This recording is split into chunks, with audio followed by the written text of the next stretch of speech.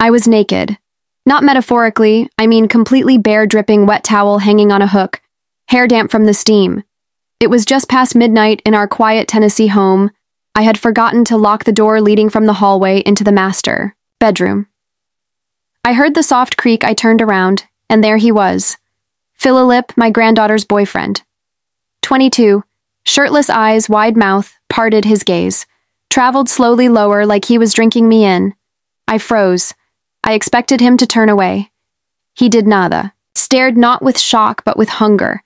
I could feel it across the room like heat rising from firewood. I should have covered up. I should have screamed. I did neither. I just stood there, exposed, breathing heavy, my heart hammering like it wanted to escape my chest that night. Something in him awakened, and something in me, something I buried for years, came alive. What happened after that has haunted and thrilled me ever since, but the truth, it started long before that door ever creaked open. For I continue, let me just say a heartfelt thank you to every one of you watching this. Right now, to my subscribers, you are the reason this channel breathes. Your support, your comments, your engagement. Those are the heartbeat of this space. And for the new and returning viewers who've not subscribed yet, I cannot wait for you to hit that subscribe button. It is the fuel that powers me to keep sharing these raw personal stories with you. Please remember to like, comment, and share your thoughts. Below now, let me take you back because the real story begins with how we're before everything crossed the line. My name is Rhonda, 63 years old, a retired school librarian. Live alone in a modest 2-bedroom home just outside of Nashville, Tennessee. My husband passed away 9 years ago. Since then, silence has been my closest companion until my granddaughter Lily came to stay.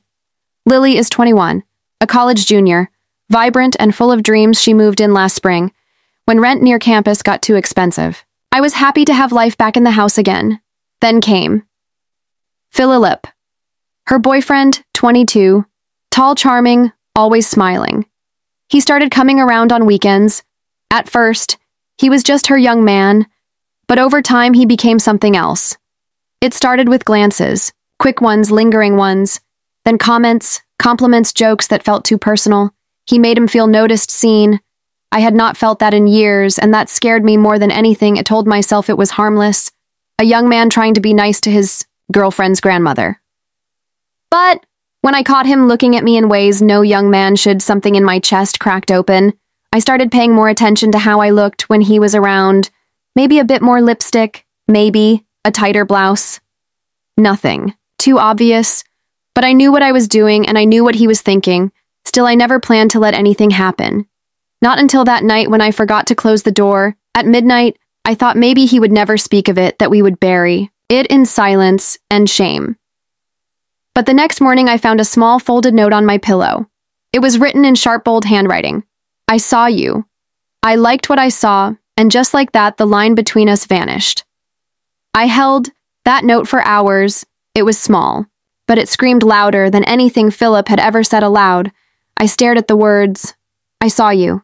I liked what I saw, that like they were carved into my skin by noon. I had tucked the paper into my journal, locked it away, and promised myself it meant nothing. But by evening I was wearing my red silk robe again, the same one I had worn the night. The door had been left open. It was a Friday. Lily was gone. She had driven to Chattanooga for a weekend conference with her photography club. I knew Philip was still in town. I did not expect him to come by, but he did. He showed up around 9:00 p.m. Said he forgot his charger in Lily's room. He walked in like he owned the air, and I felt it shift the silence between us, stretched tight and dangerous. I offered him a glass of wine. He accepted. We sat in the living room, pretending this was casual. He watched me sip. I watched him breathe. My hand trembled just slightly as I placed my glass down. "Did you get my note?" he asked, eyes locked on mine. I could barely speak. I nodded. And oppressed, I swallowed. "You should not have written that, but I did." He leaned closer, his fingers brushing my knee. My skin lit up like a match had struck it. His hand stayed there, firm, confident, no hesitation. "You are beautiful." "Rhonda," he said. "I have been trying not to think about you, but I do all the time." I should have stopped him. I should have stood up, but instead I looked into his young, hungry eyes and whispered the truth I had buried for years. I have been lonely for a long time. Philip, his lips met mine. Before the sentence could settle, It was soft at first, like a question, then it deepened. His hands gripped my waist, pulling me into him. Like gravity itself had lost all control. I felt every inch of his youth, hard muscle, urgent breath, and raw desire. My robe slipped off my shoulder. His lips followed its trail down to my collarbone. I gasped. My body betrayed my age, begging for what it had been denied for so long. He laid me down on the couch right there in the same room I had read bedtime stories to Lily as a child. Shame and lust tangled inside me like snakes. His mouth explored me like he had dreamed of this, mapped it out, and he let him, God help me. I let him, the sounds, the scent of wine and sweat, the heat between us. I had never felt more alive or more wrong. He whispered things in my ear that no 22-year-old should ever say to a woman my age. He touched me in places that had forgotten what passion felt like, and I responded, like a woman who had been starving. But that moment did not last, because the next morning, as the sun poured through the blinds, I opened my eyes to a shadow standing at the doorway. It was Lily. She had come back early, and she saw everything. Her face was frozen, her eyes wide with disbelief. Philip sat up in panic, grabbing his jeans. I reached for the blanket, but it was too late. She turned around without a word. Tears already building, the door slammed. I could still hear it echoing inside me long after it shut. I ran after her, but she was already in the car. The engine roared to life, and she peeled out of the driveway like she was running from a crime scene, and maybe she was stood there barefoot in my robe, shame gripping me like a noose. My skin still smelled like him, heart was still racing, but the woman in the mirror was not the one who raised Lily. She was someone else. Someone I did not recognize. Philip came behind me, buttoning his shirt. Like this was just another day, another mistake. I looked at him, and the thrill that once lit my insides now turned to disgust. You need to leave? I said. He blinked. Rhonda now. He hesitated, then grabbed his keys and walked out. Not a single apology, no look of regret, just the same smirk he had when he first crossed the line. I sat on the edge of my bed, hands shaking. My mind flooded with memories of Lily, her laugh, her trust, the way she used to curl up beside me on movie nights and call me her safe place. I had shattered that with my own hands.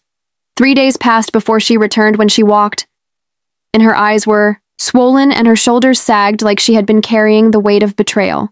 She did not scream. She did not hit me. She just sat across from me at the kitchen table. I thought you loved me, she said. I do, I whispered. I always will. Then why? I had no answer that could make sense of what I had done. I had fallen into something forbidden, something dangerous. I mistook attention for affection. I let my body silence my conscience, and in the end, I broke the one person who had never stopped believing in me. Lily moved out a week later. She never said goodbye, just packed her things quietly while I watched from the hallway, unable to speak. I wanted to beg. I wanted to crawl on my knees, but I knew it would only dig the hole deeper. As for Philip, he disappeared, blocked her number, ghosted us both. He got what he wanted, a taste of danger, a moment of power, and vanished. And me, I sit alone now. The house is quieter than ever. I replay that night like a punishment. The door, I forgot to close at midnight, did more than let him in it. Let something out, something I can never put back. Loneliness is a heavy thing. It creeps in like fog and convinces you that any touch is worth the cost, but some costs are too high. I lost my granddaughter.